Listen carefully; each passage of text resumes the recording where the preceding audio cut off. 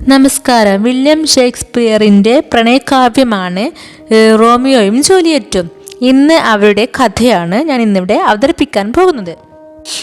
Romeo and Juliet. റോമിയോയും ജൂലിയറ്റും. Verona നഗരത്തിൽ പ്രധാനപ്പെട്ട രണ്ട് കുടുംബങ്ങളുണ്ടായിരുന്നു. കാപ്ലെറ്റ്സ് എന്ന പേരിലാണ് ഒരു കുടുംബക്കാർ അറിയപ്പെട്ടിരുന്നത്. എന്നാൽ മറ്റു കുടുംബക്കാർ മോണ്ടോഗു എന്ന പേരിലും. അവർ തമ്മിലുള്ള കുടിപ്പകക്ക് വളരെ പഴക്കമുണ്ടായിരുന്നു. വൈരാഗ്യം നിലനിന്നിരുന്നത് കുടുംബാംഗങ്ങൾ തമ്മിൽ മാത്രമായിരുന്നു.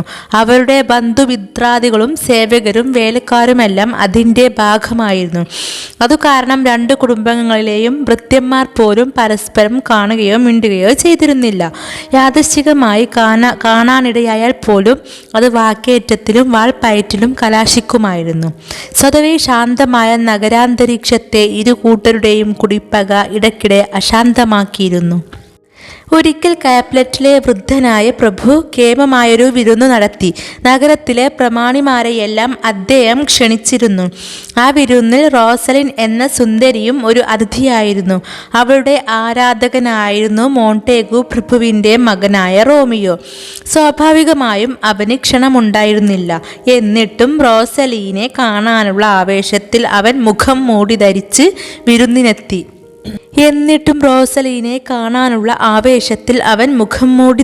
വിരുന്നിനെത്തി. സംഗതി അപകടകരമാണെന്ന് റോമിയോവിന് അറിയാമായിരുന്നു. എങ്കിലും പ്രണയത്തിൻ്റെ പേരിൽ ഏതു സാഹസവും കാട്ടാൻ ആ യുവാവ് തയ്യാറായി. സഹായത്തിന് സ്നേഹിതനായ ബെൽപോലിയോവും കൂടെ ഉണ്ടായിരുന്നു. വാസ്തവത്തിൽ റോസലിന് റോമിയോവിനോട് തീരെ പ്രണയമുണ്ടായിരുന്നില്ല. മാത്രമല്ല, അവൾക്ക് അവനോട് പുച്ഛമായിരുന്നു. എന്നാൽ അതൊന്നും കാര്യമാക്കാതെ റോമിയോ പിന്നെയും റോസലിനെ ആരാധിച്ചുകൊണ്ടു നടക്കുകയായിരുന്നു. മുഖം മൂടി ധരിച്ച റോമിയോവിനെ ആരും തിരിച്ചറിഞ്ഞില്ല. നഗരത്തിലെ യുവസുന്ദരികളോടൊപ്പം അയാൾ ഉല്ലാസപൂർവ്വം ആടിപ്പാടി. കൂട്ടത്തിൽ ഒരു സുന്ദരി അയാളുടെ ശ്രദ്ധയെ പ്രത്യേകിച്ച് ആകർഷിച്ചു. ആരെയും അതിശയിപ്പിക്കുന്ന സൗന്ദര്യം, ഒരു ദീപശിഖയെ കൂടുതൽ പ്രഭയോടെ പ്രകാശിപ്പിക്കാൻ പഠിപ്പിക്കുന്ന സൗന്ദര്യം അയാൾ മനസ്സിൽ കുറിച്ചിട്ടു. സ്വയം മറന്ന് റോമിയോ ആ സൗന്ദര്യധാമത്തെ വാഴ്ത്താൻ തുടങ്ങി. പരിചയമുള്ള ആ സ്വരം കേട്ടതും ടൈബാൾട്ട് ആളെ തിരിച്ചറിഞ്ഞു. ടൈബാൾട്ട് കാപ്ലെറ്റ് പ്രഭുവിൻ്റെ സഹോദരൻ്റെ മകനായിരുന്നു. ടൈബാൾട്ടിന് റോമിയോവിൻ്റെ ധിക്കാരം പൊറുക്കാനായില്ല. ക്ഷണിക്കപ്പെടാത്ത അതിഥിയായി തൻ്റെ വീട്ടിൽ കയറി വന്ന ശത്രുവിൻ്റെ കഥ ആ ക്ഷണം കഴിക്കണമെന്നായി ടൈബാൾട്ട്. വേണ്ട, കുടുംബനാഥനായ പ്രഭു വിലക്കി. ഒന്നാമത്, മറ്റു അതിഥികൾക്ക് അതൊരു ബുദ്ധിമുട്ടാകും. രണ്ടാമത്, കൊല്ലാൻ തക്കവണ്ണമുള്ള മര്യാദക്കേടൊന്നും അയാൾ കാണിച്ചിട്ടില്ല. മാത്രമല്ല, മാന്യനും യോഗ്യനുമായ ഒരു ചെറുപ്പക്കാരനെന്ന നിലയിൽ നാട്ടുകാർക്കൊക്കെ അയാൾ പ്രിയങ്കനുമായിരുന്നു. ഇന്നല്ലെങ്കിൽ ഇനിയൊരു ദിവസം ഞാനതിനു പകരം വീട്ടും. ടൈബാൾട്ട് മനസ്സുറപ്പിച്ചു. നൃത്തം അവസാനിച്ചു. മുഖം മൂടി ധരിച്ച റോമിയോ അയാളുടെ മനം കവർന്ന സുന്ദരിയുടെ അരികിലെത്തി. തന്നെയാരും തിരിച്ചറിയുകയില്ലെന്ന ധൈര്യത്തോടെ അവളോട് സംസാരിച്ചു. കയ്യിൽ ചുംബിക്കാൻ അനുവാദം ചോദിച്ചു. പിന്നീടാണ് റോമിയോ മനസ്സിലാക്കിയത് അവൾ കാപ്ലെറ്റ് പ്രഭുവിൻ്റെ മകളായ ജൂലിയറ്റ് ആണെന്ന്. അയാളൊന്ന് ഞെട്ടി. മോണ്ടേഗു കുടുംബത്തിൻ്റെ ബന്ധശത്രുവിൻ്റെ മകൾ. അറിയാതെയാണെങ്കിലും താൻ സ്വന്തം ഹൃദയം സമർപ്പിച്ചത് ശത്രുവിൻ്റെ കൈകളിലാണല്ലോ. മനസ്സ് പതറിയെങ്കിലും പ്രേമത്തിന് ഒരിടർച്ചയും സംഭവിച്ചില്ല.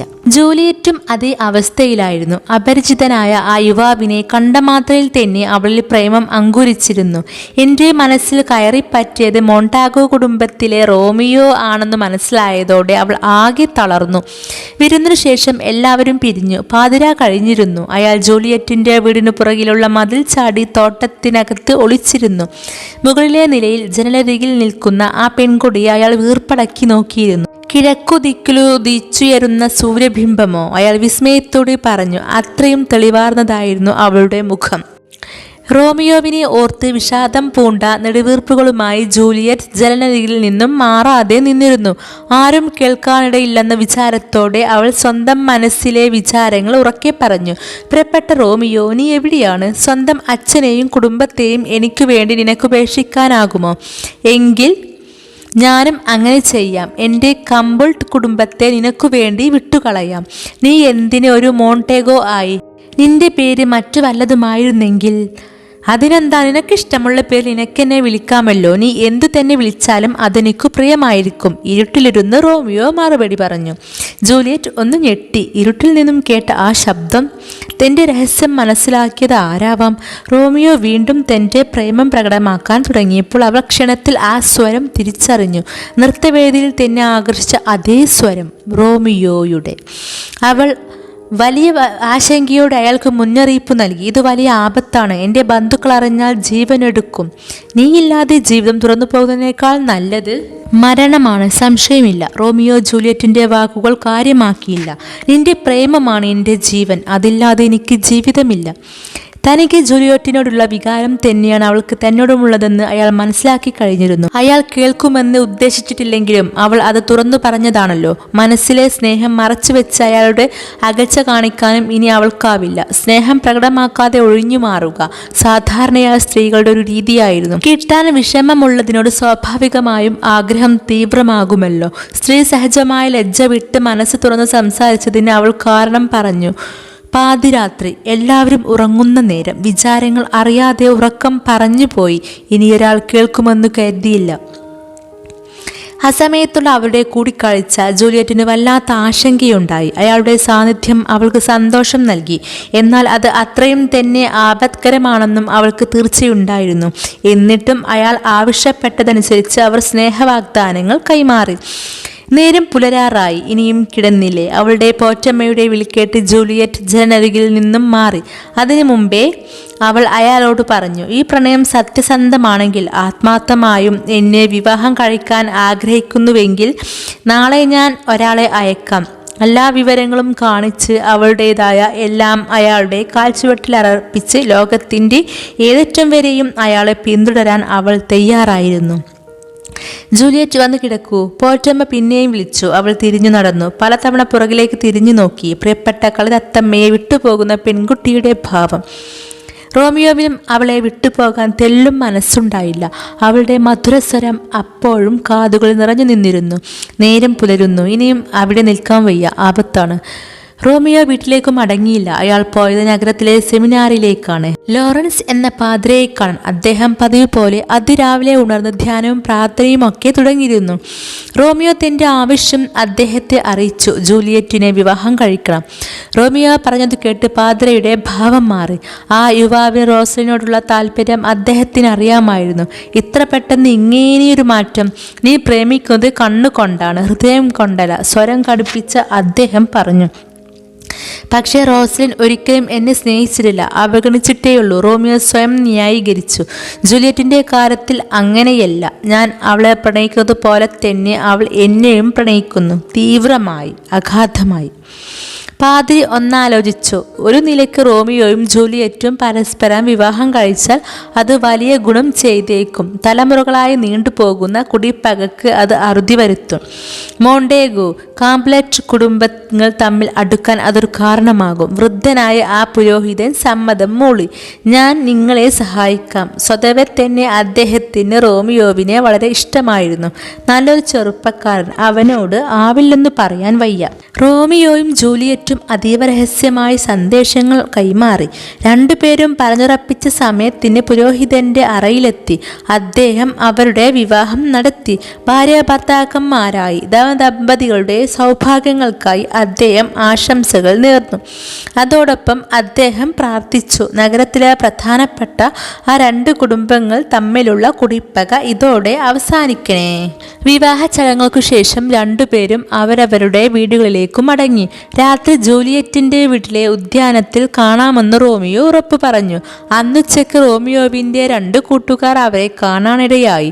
അയാൾ അവരുടെ നേരെ ശകാരവർഷം തുടങ്ങി. കുറ്റം, അവർ റോമിയോ മോണ്ടേഗുവിന്റെ മിത്രങ്ങളാണ്. യാദൃച്ഛികമായി ആ നേരം റോമിയോവും അവിടെ വന്നെത്തി.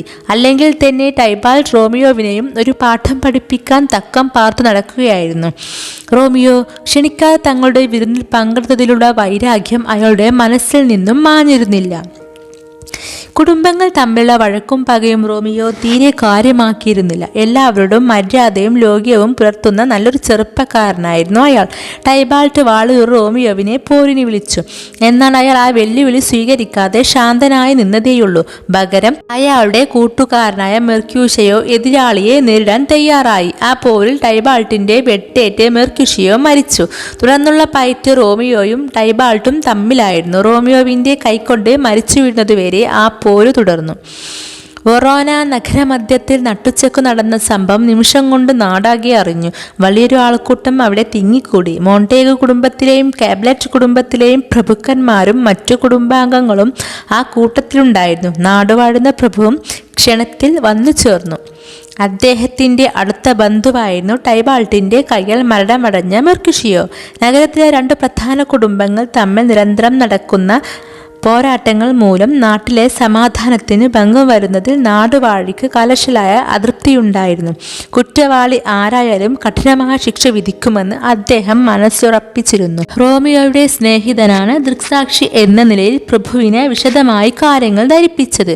ടൈബാൾട്ടിന്റെ മരണത്തിനു കാരണക്കാരനായ റോമിയോവിന് ഏറ്റവും കടുത്ത ശിക്ഷ തന്നെ നൽകണമെന്ന് കാബ്ലറ്റ് പ്രഭുവിന്റെ ഭാര്യ വാദിച്ചു. എന്നാൽ അയാൾ തന്റെ മകളുടെ ഭർത്താവാണെന്ന വാസ്തവം അവർ മനസ്സിലാക്കിയിരുന്നില്ല. റോമിയോവിന്റെ അമ്മയും സ്വന്തം മകന്റെ ജീവനു വേണ്ടി ഭരണാധികാരിയോട് യാചിച്ചു. അവരുടെ മകൻ തെറ്റൊന്നും ചെയ്തിട്ടില്ല എന്നായിരുന്നു അവരുടെ ന്യായം. ടൈബാൾട്ടാണ് മെർക്യൂഷിയോവിനെ വധിച്ചത്. അതുകൊണ്ട് അയാൾ ആദ്യം തന്നെ കൊലകുറ്റം ചെയ്തു കഴിഞ്ഞിരിക്കുന്നു. രണ്ടു ഭാഗക്കാരും പറഞ്ഞത് നാടുവാഴി ശ്രദ്ധാപൂർവം കേട്ടു. ഒടുവിൽ വിധി പറഞ്ഞു. റോമിയോവിനെ നാടുകടത്തുന്നു. ആ വാർത്ത കേട്ടതും ജൂലിയറ്റ് പൊട്ടിത്തെറിച്ചു. ബന്ധുവായ ടൈബാൾട്ടിനെ വധിച്ച റോമിയോവിനെ അവൾ കണക്കറ്റ് ശകാരിച്ചു. ആട്ടിൻതോൽ പുതച്ച ചെന്നായ എന്ന് വിശേഷിപ്പിച്ചു. പതുക്കെ പതുക്കെ വൈരത്തിന്റെ സ്ഥാനം ആശ്വാസം കീഴടക്കി. ടൈബാൾട്ട് തൻ്റെ പ്രതിമനെ വധിച്ചില്ലല്ലോ എന്ന ആശ്വാസം, അതോടൊപ്പം കനത്ത നഷ്ടബോധവും അവളുടെ മനസ്സിനെ പിടികൂടി. റോമിയോ നാടുകടത്തപ്പെട്ടിരിക്കുന്നു. വിവാഹം കഴിഞ്ഞ് മണിക്കൂറുകൾ കഴിയും മുമ്പ് തന്നെ ഭർത്താവ് തന്നെ വിട്ട് അകലേക്ക് പോകുന്നു. ഇനിയൊരിക്കലും അദ്ദേഹത്തിന് വെറോനയിൽ കാലുകുത്താനാവില്ല. സംഭവം നടന്നു കഴിഞ്ഞതും റോമിയോ ലോറൻസ് പാതിരിയുടെ മുറിയിൽ അഭയം പ്രാപിച്ചിരുന്നു. പ്രഭു തന്നെ രാജഭ്രഷ്ടനാക്കിയിരിക്കുന്നു എന്ന വിവരം അവിടെ വെച്ചാണ് അദ്ദേഹം അറിഞ്ഞത്. മരണത്തേക്കാൾ ഭയാനകം, റോമിയോ വിചാരിച്ചു. ജൂലിയറ്റിനെ കാണാതെ ജീവിക്കാനാവില്ല. ജൂലിയറ്റ് എവിടെയുണ്ടോ അതാണ് തൻ്റെ സ്വർഗം. അവളില്ലാത്തിടയും നരകം മാത്രം. പുരോഹിതന്റെ ആശ്വാസവാക്കുകളൊന്നും റോമിയോയുടെ മനസ്സിന് ശാന്തി നൽകിയില്ല. ഭ്രാന്തന്റെ മട്ടിലായി അദ്ദേഹത്തിൻ്റെ പെരുമാറ്റം. നിനക്ക് വധശിക്ഷയല്ലല്ലോ ഭരണാധികാരി വിധിച്ചത്, പാതിരി ഓർമ്മിപ്പിച്ചു. നാടുകടത്താനുള്ള ശിക്ഷയില്ലേ തന്നത്. നിയമം അത്രയും കരുണ കാണിച്ചു. ഒരു കാര്യം ഓർമ്മ വേണം, മനസ്സിനെ വിഷാദത്തിന് വിട്ടുകൊടുത്താൽ കരഞ്ഞു കരഞ്ഞു മരിക്കുകയാവും ഫലം. ജൂലിയറ്റുമായുള്ള വിവാഹം നടന്നു. അവൾ ജീവിച്ചിരിക്കുന്നുമുണ്ട്. അതോർത്ത് നീ സന്തോഷിക്കണം. റോമിയോവിൻ്റെ ബുദ്ധി തെല്ലൊന്ന് തെളിഞ്ഞപ്പോൾ വൃദ്ധനായ പാതിരി നല്ലൊരു ഉപായം പറഞ്ഞുകൊടുത്തു. അന്നു രാത്രി തന്നെ ജൂലിയയെ രഹസ്യമായി കണ്ട് യാത്ര പറഞ്ഞു നടുവിടണം. കുറച്ചുനാൾ മാൻഡുവായിൽ ഒതുങ്ങിക്കഴിയണം. വെറോണയിൽ സ്ഥിതി ശാന്തമായാൽ അദ്ദേഹം റോമിയോയും ജൂലിയറ്റും വിവാഹിതരാണ് എന്ന വസ്തുത വെളിപ്പെടുത്തും. പരസ്പരം വാളോങ്ങി നിൽക്കുന്ന രണ്ടു കുടുംബക്കാരെയും ഒന്നിപ്പിക്കാൻ അത് കാരണമാകും. ഭരണാധികാരിയായ പ്രഭു റോമിയോവിൻ്റെ അപരാധം പൊറുക്കും, മടങ്ങി വരാൻ അനുമതി നൽകും. ലോറൻസ് പാതിരി പറഞ്ഞത് റോമിയോവിനും സ്വീകാര്യമായി. രാത്രി ജൂലിയറ്റിനോടൊപ്പം കഴിയാം. പുലരും മുമ്പേ മാൻഡുവയിലേക്കു തിരിക്കാം. അദ്ദേഹം തീരുമാനിച്ചു. നാട്ടിലെ വിവരങ്ങൾ യഥാസമയം താൻ അറിയിച്ചു കൊള്ളാമെന്ന് പുരോഹിതൻ വാക്കുകൊടുത്തു. അന്നു രാത്രി റോമിയോ രഹസ്യമായി ജൂലിയറ്റിൻ്റെ മുറിയിലെത്തി. പുലരുവോളം ഒരുമിച്ചിരുന്നു. കിളികൾ ഉണർന്നു പാടാൻ തുടങ്ങി. ജൂലിയറ്റിനോട് യാത്ര പറഞ്ഞ് കനത്ത ഹൃദയത്തോടെ റോമിയോ ഇറങ്ങിപ്പോയി. മാൻഡുവായിൽ നിന്ന് ഓരോ മണിക്കൂറിലും ഞാൻ നിനക്ക് കത്തയക്കും. അയാൾ തിരക്കിട്ടു നടന്നു. നേരം വെളുത്തതിനു ശേഷം വെറോണയിൽ തന്നെ കണ്ടാൽ മരണശിക്ഷ നേരിടേണ്ടി വരുമെന്ന് അദ്ദേഹത്തിന് അറിയാമായിരുന്നു. കാബ്ലറ്റ് പ്രഭു മകളുടെ വിവാഹം നിശ്ചയിച്ചു. എല്ലാം കൊണ്ടും ജൂലിയറ്റിന് അനുയോജ്യനായ വരൻ. Count Paris. മകളുടെ വിവാഹം കഴിഞ്ഞ കാര്യം അച്ഛന് അറിയില്ലായിരുന്നു. എന്ത് ചെയ്യണമെന്നറിയാതെ പകച്ചു നിന്നു ജൂലിയറ്റ്. വിവാഹത്തിന് തടസ്സമായി പല ന്യായങ്ങൾ അവൾ അച്ഛനോട് മുൻപിൽ നിരത്തി. അതൊന്നും അദ്ദേഹം കാര്യമാക്കിയില്ല. അടുത്തു വരുന്ന വ്യാഴാഴ്ച ജൂലിയറ്റിന്റെ വിവാഹം നടത്താനായിരുന്നു പ്രഭുവിന്റെ തീരുമാനം. അതിസമ്പന്നൻ, ചെറുപ്പക്കാരൻ, വലിയ കുടുംബ പാരമ്പര്യം, ഇതെല്ലാമുള്ള പാരീസിനെ വിവാഹം കഴിക്കാൻ ജൂലിയറ്റ് കാണിക്കുന്ന വൈമുഖ്യം പ്രഭുവിന് മനസ്സിലാക്കാനായില്ല. കൈവന്ന മഹാഭാഗ്യത്തെ തട്ടിമാറ്റുകയോ?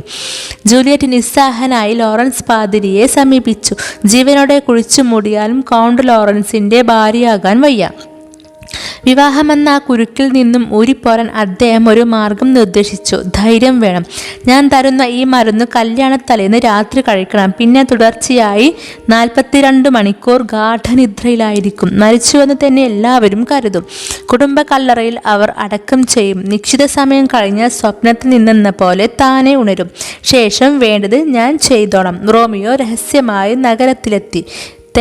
നിന്നെ മാൻറ്റുവായിലേക്ക് കൊണ്ടുപോകും. അങ്ങനെ തന്നെയാവാം. അവൾ സമ്മതിച്ചു. പാതിരി നൽകിയ മരുന്ന് കുപ്പിയുമായി ആരും അറിയാതെ വീട്ടിൽ മടങ്ങിയെത്തി. കാബ്ലറ്റ് പ്രഭുവിൻ്റെ കൊട്ടാരത്തിൽ വിവാഹത്തിനുള്ള ഒരുക്കങ്ങൾ തിരക്കിട്ട് തുടങ്ങി. ജൂലിയറ്റ് ലജ്ജയോടെ എന്നാൽ ഉത്സാഹത്തോടെ അച്ഛൻ്റെ അനുസരണയുള്ള മകളായി പെരുമാറി. അത് അദ്ദേഹത്തിനും സന്തോഷമായി. പ്രായം ഒട്ടേറെ കുറഞ്ഞെന്ന് തോന്നൽ. വെറോന നഗരം ഇതുവരെ കാണാത്ത മട്ടിലായിരിക്കണം വിവാഹാഘോഷങ്ങൾ. ബുധനാഴ്ച വിവാഹത്തലേന്നു രാത്രി ജൂലിയറ്റ് ആ മരുന്ന് കഴിച്ചു. വല്ല വിഷമായിരിക്കുമോ? ഇനിയൊരിക്കലും ഉണർന്നില്ലെങ്കിലോ? വലിയ ആശങ്ക തോന്നി. അതേസമയം ആ വൃദ്ധ പുരോഹിതൻ തന്നെ ചതിക്കില്ലെന്ന വിശ്വാസവും. സമയത്തിന് മുമ്പേ ഉണർന്നാലോ? കുടുംബ കല്ലറയിൽ ഇതിനു മുമ്പ് മരിച്ചു പോയവരോടൊപ്പം റോമിയോവിന് വിചാരിച്ചതുപോലെ വന്നു ചേരാൻ സാധിച്ചില്ലെങ്കിലോ?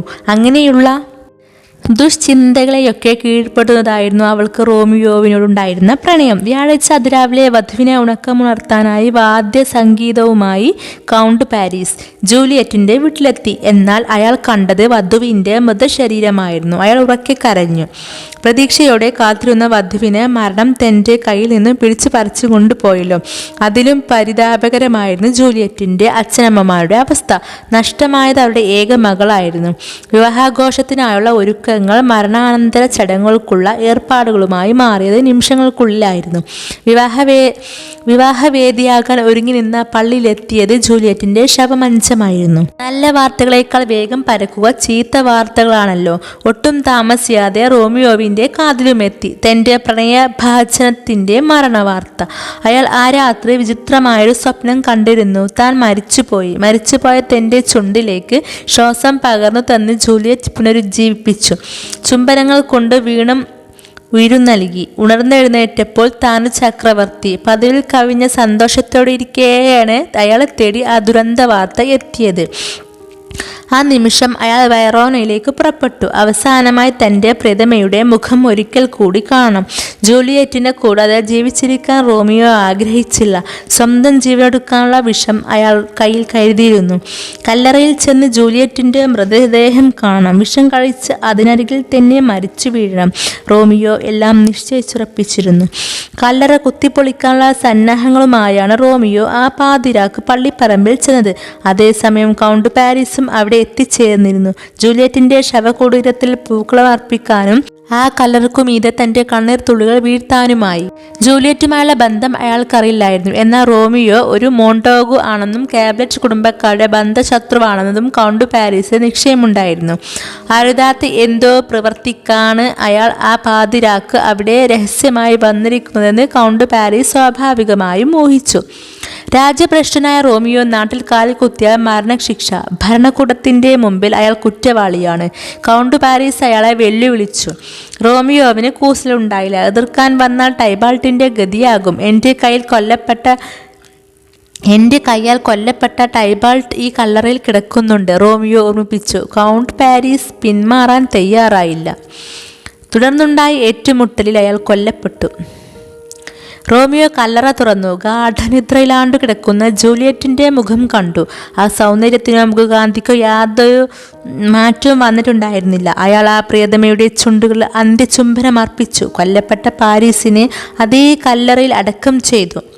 കയ്യിൽ കരുതിയിരുന്ന വിഷം വായിലേക്കൊഴിച്ചു. നിമിഷങ്ങൾക്കകം അയാളുടെ ജീവൻ പോയി. ജൂലിയറ്റ് ഉണരാനുള്ള സമയമായി. കയ്യിലൊരു റാന്തൽ വിളക്കുമായി ലോറൻസ് പാതിരി ശവക്കല്ലറയിലെത്തി. തൻ്റെ സന്ദേശം റോമിയോവിന് കിട്ടിയിരിക്കുമോ? അയാൾ സമയത്തിന് വന്നു ചേരുമോ? പാതിരിക്കു പരിഭ്രമമുണ്ടായിരുന്നു. കല്ലറക്കകത്തും വെളിച്ചം. പുരോഹിതൻ പകച്ചു നിന്നു. അതിനകത്ത് വന്നത് ആരായിരിക്കും? ചുറ്റു നോക്കിയപ്പോൾ 2 വാളുകൾ, ചോരപ്പാടുകൾ. അകത്തേക്ക് ചെന്നപ്പോൾ റോമിയോയുടെയും കൗണ്ട് പാരിസിന്റെയും ജീവനറ്റ ശരീരങ്ങൾ. അതിനകം ജൂലിയറ്റും മയക്കം വിട്ടുണർന്നു. വൃദ്ധനായ പാതിരിയെ മുമ്പിൽ കണ്ടപ്പോഴാണ് താൻ എവിടെയാണെന്ന് അവൾക്ക് ഓർമ്മ വന്നത്. ചോദ്യങ്ങൾക്കുത്തരം പറയാതെ പാതിരി ഇരുട്ടിലേക്കൂടി രക്ഷപ്പെട്ടു. അദ്ദേഹത്തിൻ്റെ കണക്കുകൂട്ടലുകളെല്ലാം തെറ്റിക്കഴിഞ്ഞിരുന്നു. പാതിരി ഉപേക്ഷിച്ചു പോയ റാന്തലിൻ്റെ വെളിച്ചത്തിൽ ജൂലിയറ്റ് കണ്ടു മരിച്ചു കിടക്കുന്ന റോമിയോ. അരികിൽ തന്നെ കൗണ്ട് പാരീസിൻ്റെ ശവശരീരവും. ഇനി ജീവിച്ചിരുന്നിട്ട് കാര്യമില്ല. റോമിയോ വിഷം കഴിച്ച് ജീവൻ വെടിഞ്ഞു കഴിഞ്ഞു. അയാളുടെ കയ്യിരിക്കുന്ന കോപ്പ അതാണ് സൂചിപ്പിക്കുന്നത്. ആൾക്കൂട്ടം ഒച്ചകളും അരികിലെത്തിയിരിക്കുന്നു. അവൾ കാത്തുനിന്നില്ല. അരയിൽ ബന്ധിച്ചിരുന്ന കഠാര ഊരി സ്വന്തം നെഞ്ചിൽ ആഞ്ഞു കുത്തി പ്രേതമെൻ്റെ അരികു പറ്റി മരിച്ചു വീണു. പള്ളിപ്പറമ്പിൽ നിന്നും സംശയാസ്പദമായ രീതിയിൽ പുറത്തേക്ക് കടന്ന ലോറൻസ് പാതിരി ആൾക്കൂട്ടത്തിൻ്റെ പിടിയിലായി. പേടിച്ചും ശങ്കിച്ചും അദ്ദേഹം എന്തൊക്കെയോ പറഞ്ഞു. ആൾക്കൂട്ടം അതേറ്റെടുത്തു. ഒരു റോമിയോ, ഒരു ജൂലിയറ്റ്, ഒരു പാരീസ്. തെരുവിൽ ഒച്ചയും ബഹളവും കേട്ട് മോണ്ടേഗു പ്രഭുവും കാബ്ലറ്റ് പ്രഭുവും ഉണർന്നു. പുറത്തു വന്നു. നാടുവാഴിയായ പ്രഭുവും അന്വേഷണത്തിനെത്തി. പ്രഭുക്കന്മാരുടെയും ആൾക്കൂട്ടത്തിൻ്റെയും മുമ്പിൽ വെച്ച് നാടുവാഴി കൽപ്പിച്ചതനുസരിച്ച് ലോറൻസ് പാതിരി റോമിയോയുടെയും ജൂലിയറ്റിൻ്റെയും പ്രണയകഥ വിസ്തരിച്ചു പറഞ്ഞു. ആദ്യമേ വിവാഹിതനായ ജൂലിയറ്റിൻ്റെ 2ാം വിവാഹം ഒഴിപ്പിക്കാനായി താനും കൂടി ചേർന്ന് ആലോചിച്ചുണ്ടാക്കിയ പദ്ധതിയായിരുന്നു. സംഗതികൾ ഈ വിധത്തിൽ കലാശിക്കുമെന്ന് തീരെ വിചാരിച്ചിരുന്നില്ല. യഥാർത്ഥത്തിൽ അവിടെ സംഭവിച്ചതെന്താണെന്ന് പറയാൻ അദ്ദേഹത്തിനുമായില്ല. ജൂലിയറ്റിനെ ഉറക്കം വിട്ടുണരുമ്പോൾ കല്ലറയിൽ നിന്ന് മോചിപ്പിക്കാൻ വേണ്ടിയാണ് ലോറൻസ് പാതിരി അവിടെ എത്തിയത്. കണ്ടത് റോമിയോവിൻ്റെയും കൗണ്ട് പാരീസിൻ്റെയും ശവശരീരങ്ങളും. വധൂവരന്മാർ അച്ഛനമ്മമാരുടെ അനുമതിയില്ലാതെ അവരുടെ വിവാഹം നടത്തിയതിന് അദ്ദേഹം മാപ്പിരന്നു. ഭരണാധികാരിയായ നാടുവാഴി 2 പ്രഭുക്കന്മാരുടെയും കഠിനമായി ശാസിച്ചു. അവരുടെ ഒടുങ്ങാത്ത വാശിയും പകയുമാണ് ആ മഹാദുരന്തത്തിനു കാരണമെന്ന് ആവർത്തിച്ചു പറഞ്ഞു. ദൈവം തന്നെ അവരെ ഒരു പാഠം പഠിപ്പിച്ചതാണ്. നാടുവാഴി സദ്ദേശത്തിൻ്റെ പേരിൽ ലോറൻസ് പാതിരിക്ക് മാപ്പ് കൊടുത്തു. 2 കുടുംബങ്ങൾ തമ്മിലുള്ള കുടിപ്പക അവസാനിപ്പിക്കാനാണല്ലോ അദ്ദേഹം ശ്രമിച്ചത്. എന്തായാലും മോണ്ടേഗു കുടുംബവും കാബ്ലറ്റ് കുടുംബവും തമ്മിലുള്ള തലമുറകൾ നീണ്ട കുടിപ്പക അതോടെ അവസാനിച്ചു. പ്രഭുക്കന്മാർ 2 പേരും പരസ്പരം കൈകൊടുത്ത് സൗഹൃദവും സാഹോദര്യവും പുലർത്തിക്കൊള്ളാമെന്ന് വാക്കുകൊടുത്തു. മോണ്ടാഗു പ്രഭു ജൂലിയറ്റിൻ്റെ ഒരു പ്രതിമ തനി സ്വർണത്തിൽ നിർമ്മിച്ച് നഗരത്തിൽ സ്ഥാപിച്ചു. കാബ്ലറ്റ് പ്രഭുവും അതേപോലെ റോമിയോയുടെ ഒരു സ്വർണ്ണ പ്രതിമ വെറോനയിൽ സ്ഥാപിച്ചു. വൃദ്ധന്മാരായ ആ പ്രഭുക്കന്മാർക്ക് വിവേകമുദിക്കാൻ ഒരു മഹാദുരന്തം തന്നെ വേണ്ടി വന്നു.